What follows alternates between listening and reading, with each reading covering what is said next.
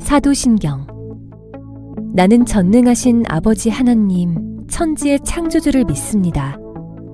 나는 그의 유일하신 아들, 우리 주 예수 그리스도를 믿습니다. 그는 성령으로 잉태되어 동정녀 마리아에게서 나시고 본디오 빌라도에게 고난을 받아 십자가에 못 박혀 죽으시고 장사된 지 사흘 만에 죽은 자 가운데서 다시 살아나셨으며 하늘에 오르시어 전능하신 아버지 하나님 우편에 앉아 계시다가 거기로부터 살아있는 자와 죽은 자를 심판하러 오십니다. 나는 성령을 믿으며 거룩한 공교회와 성도의 교제와 죄를 용서받는 것과 몸의 부활과 영생을 믿습니다. 아멘. 사도신경. 나는 전능하신 아버지 하나님, 천지의 창조주를 믿습니다. 나는 그의 유일하신 아들, 우리 주 예수 그리스도를 믿습니다. 그는 성령으로 잉태되어 동정녀 마리아에게서 나시고 본디오 빌라도에게 고난을 받아 십자가에 못 박혀 죽으시고 장사된 지 사흘 만에 죽은 자 가운데서 다시 살아나셨으며 하늘에 오르시어 전능하신 아버지 하나님 우편에 앉아 계시다가 거기로부터 살아있는 자와 죽은 자를 심판하러 오십니다. 나는 성령을 믿으며 거룩한 공교회와 성도의 교제와 죄를 용서받는 것과 몸의 부활과 영생을 믿습니다. 아멘.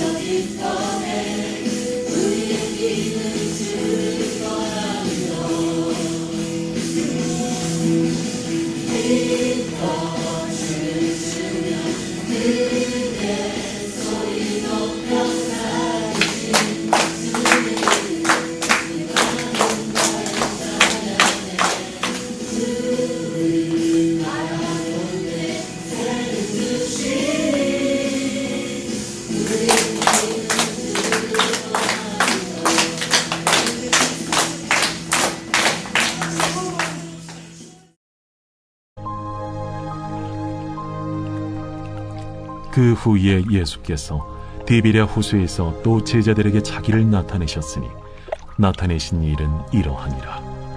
시몬 베드로와 디두모라 하는 도마와 갈릴리 가나 사람 나다나엘과 세베대의 아들들과 또 다른 제자 둘이 함께 있더니 시몬 베드로가 나는 물고기 잡으러 가노라. 우리도 함께 가겠다 하고 나가서 배에 올랐으나 그날 밤에 아무것도 잡지 못하였더니 날이 새어갈 때에 예수께서 바닷가에 서셨으나 제자들이 예수이신 줄 알지 못하는지라. 얘들아, 너희에게 고기가 있느냐? 없나이다. 그물을 배 오른편에 던지라. 그리하면 잡으리라. 하시니 이에 던졌더니 물고기가 많아 그물을 들 수 없더라. 예수께서 사랑하시는 그 제자가 베드로에게 이르되 주님이시라. 시몬 베드로가 벗고 있다가 주님이라 하는 말을 듣고 겉옷을 두른 후에 바다로 뛰어내리더라. 다른 제자들은 육지에서 거리가 불과 한 50칸쯤 되므로 작은 배를 타고 물고기 든 그물을 끌고 와서 육지에 올라보니 숯불이 있는데 그 위에 생선이 놓였고 떡도 있더라. 지금 잡은 생선을 좀 가져오라.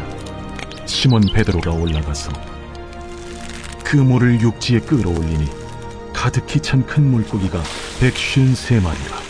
이같이 많으나 그물이 찢어지지 아니하였더라. 와서 조반을 먹으라. 제자들이 주님이신 줄 아는 고로 당신이 누구냐 감히 묻는 자가 없더라. 예수께서 가셔서 떡을 가져다가 그들에게 주시고 생선도 그와 같이 하시니라. 이것은 예수께서 죽은 자 가운데서 살아나신 후에 세 번째로 제자들에게 나타나신 것이라.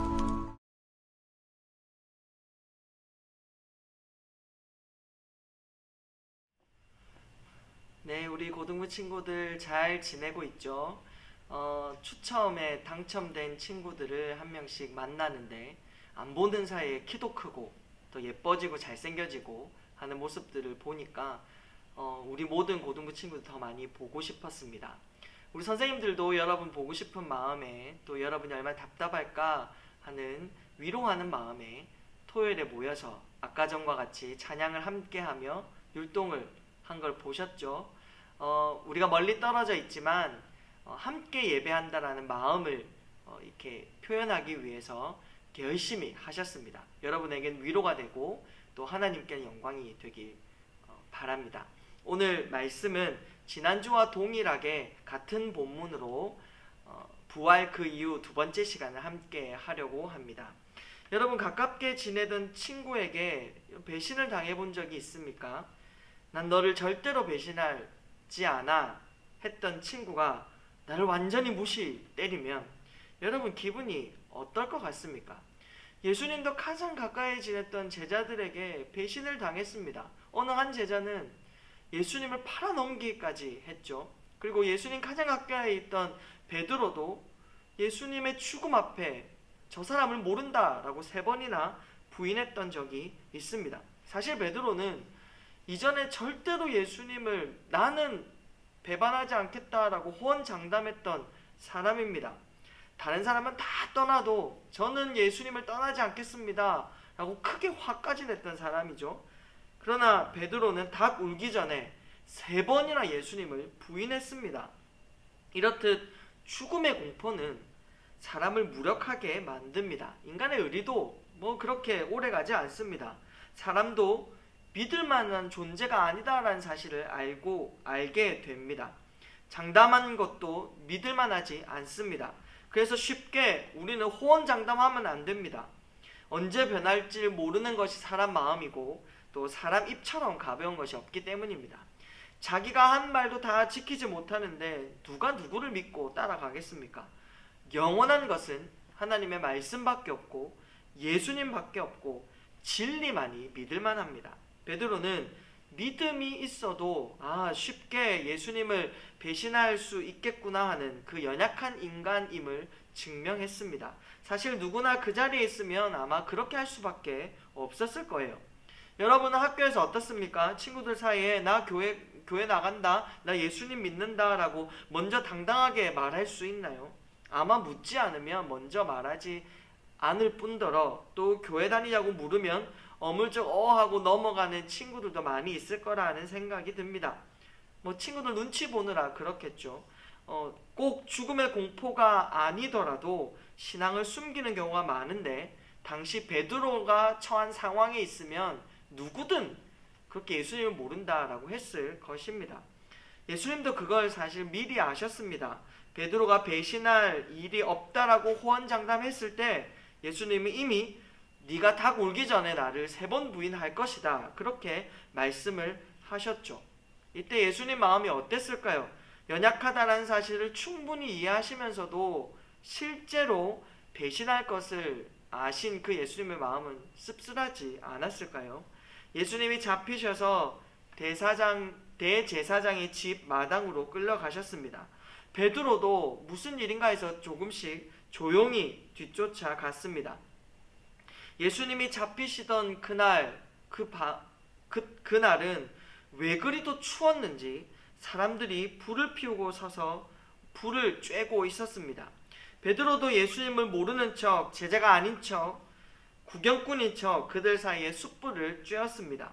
베드로가 서서 불을 쬐고 있을 때 어떤 사람이 묻습니다. 너도 그 제자 중에 한 사람이 아니냐? 베드로의 대답은 뭐였겠습니까? 나는 아니라. 그때 닭이 울었습니다. 죽음의 고통을 겪고 계신 예수님 앞에 베드로는 남들처럼 자신의 몸을 녹이고자 숯불을 쬐고 있었습니다. 그리고 그 불 앞에서 나는 제자가 아니라, 나는 저 사람을 모른다 라고 그렇게 부인해 버렸죠. 그때만이 아니라 베드로는 그 이전의 삶으로 돌아가 버렸습니다. 예수님은 그걸 지켜보고 계셨죠. 그리고 오늘 살펴볼 이미지 두 개가 이제 등장을 합니다. 지난주 생각나시나요? 물고기와 오른편이었습니다. 예고한 대로 이번 주는 숯불과 조반 이미지를 다루고자 합니다. 밤새도록 고기를 잡는 일은 무척이나 고되고 힘듭니다. 더군다나 고기를 한 마리도 못 잡으면 정서적으로 더 지치게 마련이겠죠. 예수님 때문에 고기를 많이 잡아서 조금은 피로감이 해소는 됐겠지만 아무것도 먹지 못한 상태로 아침을 맞이하게 되었습니다. 배고픔과 피로감이 갑자기 몰려올 시간에 배에 딱 내려와 보니 따뜻한 숯불이 피워져 있었습니다. 여러분, 이때 숯불은 이제 헬라어 단어로 안드라키아라고 읽습니다. 잘 기억해 두시기 바랍니다. 이 단어는 신약 성경 전체에 딱 2번만 등장합니다. 또 어디에, 오늘 본문 말고 또 어디에 한번 등장하는지 보겠습니다. 요한복음 18장 18절을 한번 찾아보시기 바랍니다. 요한복음 18장 18절, 앞으로 몇 장만 넘기면 되는데요. 찾은 줄 알고 제가 읽을 테니까 눈으로 잘 따라오세요. 그때가 추운 고로 종과 아랫사람들이 불을 피우고 서서 쬐니 베드로도 함께 서서 쬐더라. 여기에서 이 불을 피우고 서서 할 때 이 불이 안드라키아입니다. 이때 무슨 일이 일어났죠? 베드로가 예수님을 모른다라고 딱 잡아댔을 때 그 상황입니다. 그때 사용했던 그 안드라키아라는 단어를 부활 후에 과거로 돌아가 버린 베드로 앞에 예수님이 그 베드로를 맞이하실 때 똑같이 안드라키아라를 사용하고 있습니다. 무슨 의미를 가지고 있을까요? 왜 그때 배신의 연장에 쓰였던 그 안드라키아라는 단어를 지금 다시 예수님이 베드로를 만나러 오셨을 때 그 숯불을 피워놓고 기다리고 계셨을까요? 숯불 앞에서의 베드로는 최고의 배신의 아이콘이 되어버렸습니다. 그런데 그 숯불을 예수님이 지금 피워놓고 계십니다. 그 안드라키아를 본 그 베드로의 마음은 어떠했겠습니까? 숯불 앞에서 불을 쬐며 나는 아니라, 나는 제자가 아니라, 나는 예수님 모른다 했던 그때 그 상황이 생각나지 않았을까요? 예수님을 모르쇠 했던 그 배신의 현장이 생각이 났을 겁니다. 얼마나 부끄럽고 얼마나 수치스러웠겠습니까? 숯불을 보자 죽음이 두려워 예수님을 모른다라고 했던 과거의 잘못과 실수가 생생하게 떠올랐을 테지요. 왜 예수님은 그 숯불을 피워 놓았겠습니까? 단순히 아침이라 추워서, 아니면 베드로의 정서를 건드려서 책망하시려고, 너 나 배신했지, 너 이것 보고 깨달아, 이렇게 따지려고 했겠습니까? 가슴에 크게 박혀서 해결되지 않는 베드로의 죄책감을 해결해 주시기 위해서 이 숯불을 피워놓고 계셨던 것입니다. 그때 그 베드로의 잘못과 그 상처와 그 실수를 대면하게 해주시면서 치료하시려고 숯불을 피워놓고 계셨던 것입니다. 예수님은 절대로 배신하지 않겠다던 베드로의 호언장담, 그러나 3번이나 예수님을 부인했던 베드로의 연약함, 잘못, 상처를 딱 맞닥뜨리게 해주신 것입니다. 왜겠습니까? 책망하고 따지려고 하신 것이 아니라 자기 연약함 때문에 지고 매고 있던 그 베드로의 죄책감의 짐을 이제는 내려놓게 해주시려고 그랬던 것입니다. 그리고 베드로를 새롭게 하실 것입니다.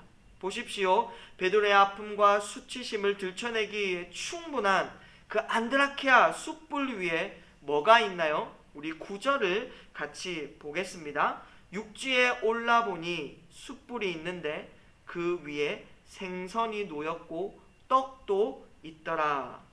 베드로에게 배신의 상징이 된 그 숯불 위에 예수님이 직접 손수 차려주신 아침상이 잘 구워지고 있었습니다.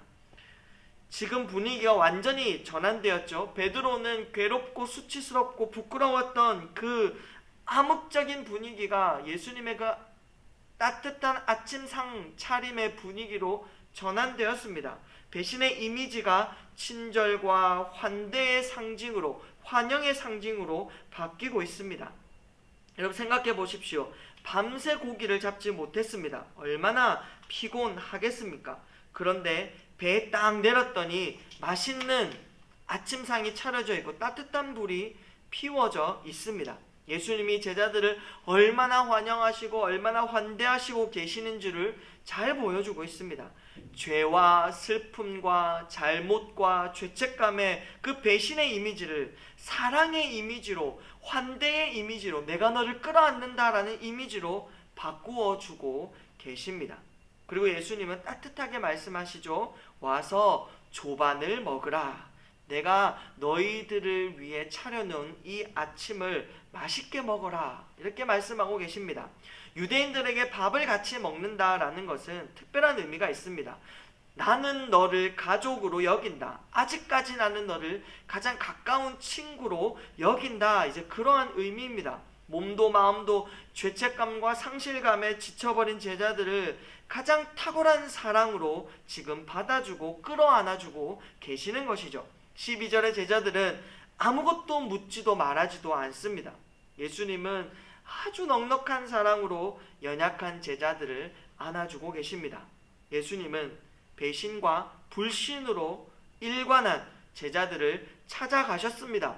그리고 숯불의 그 배신의 이미지를 바꾸셔서 친절과 환대와 사랑의 이미지로 바꾸어 주셨죠. 예수님이 얼마나 제자들을 사랑하시는지, 얼마나 받아주시는지를 알게 하시는 이미지로 재사용하고 계시는 것입니다. 여러분, 예수님은 이렇듯 제자들에게 찾아가셨던 것처럼 우리에게도 찾아오셨습니다. 우리는 실수투성이고, 우리는 죄책감의 무게, 그 짐을 가득 안고 있고, 우리는 늘 상처받고 아프고 치이고 고집스럽게 자신을 주장하는 그러한 죄의 모습들을 가지고 있지만, 예수님은 그 상처와 아픔을 대면하시면서 우리를 구원하셨다는 사실을 또한 알게 해 주십니다. 가장 우리를 사랑하는 모습으로 우리에게 다가오셔서 우리를 따뜻하게 맞아 주신다라는 것입니다. 예수님은 그렇듯 제자들의 마음을 가볍게 해주셨고 새롭게 시작할 수 있도록 해주셨습니다. 예수님이 십자가에 죽고 다시 사셔서 제자들을 그렇게 만나주신 이유입니다. 명확하게 보여주시고 따뜻하게 드러내 주십니다. 뭡니까? 연약하니까 주님이 필요하고 배신과 불신밖에는 답할 힘이 없는 자들을 끌어안으시고 사랑하시고 새롭게 하시기 위해 친히 오셨다라는 것이죠. 아침상을 차려내 주심으로 너는 내 가족이야, 너는 내 친구야, 다시 그렇게 말씀해 주십니다.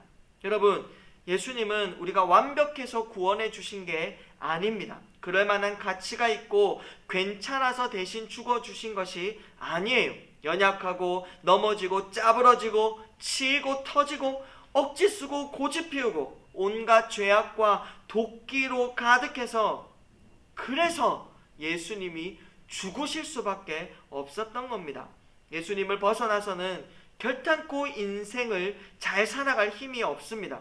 돈이 우리를 구원해 주는 게 아닙니다. 좋은 직장이, 보장된 미래가, 안정된 생활이 영원하지가 않다는 것입니다. 우리는 예수님의 사랑이 아니면 답이 없는 인격이고 끝끝내 해결되지 않는 무거운 죄책감의 짐을 영원히 짊어져야 합니다. 예수님이 우리를 받아주시지 않으시면 안 된다니까요. 절대로 결단코 구원은 예수님 밖에서는 없습니다. 예수님이 찾아오신 그 사랑의 길을 따라 우리도 그렇게 가야 합니다. 우리 앞에 놓여진 숯불 안드라키아를 보면서 내 배신과 불신과 예수님을 모르세하며 살아갔던 삶, 예수님을 아는 척도 하지 않았던 삶, 신앙이 없는 척, 교회를 다니지 않는 척, 나는 예수님과 아무런 상관없는 척 살아갔던 그 배신과 불신의 인생을 우리는 보아야 합니다. 동시에 예수님이 차려주신 사랑의 식탁에 앉아 예수님이 날마다 우리에게 주시는 그 말씀의 식탁에 앉아서 그 말씀을 먹고 우리는 예수님의 가족이라는 사실을 깊이 깨달아야 됩니다. 예수님은 언제나 매주일 매번 우리에게 말씀의 아주 진수성찬을 차려주시고 우리를 환대해 주시고 있습니다. 우리는 그 예수님의 가족으로 함께 살아야 하는 것이죠. 그때 그 당시에 제자들을 찾아오셨던 그 예수님은 동일하게 지금도 우리에게 찾아오신다라는 사실을 믿으시기 바랍니다. 그리고 오늘도 내일도 그 예수님 때문에 새로운 삶, 주님 따라가는 삶, 주님 닮은 고귀한 인생을 살아가는 아주 멋진 삶을 살아가는 우리 모든 고등부 친구들 되시길 주님의 이름으로 축복합니다.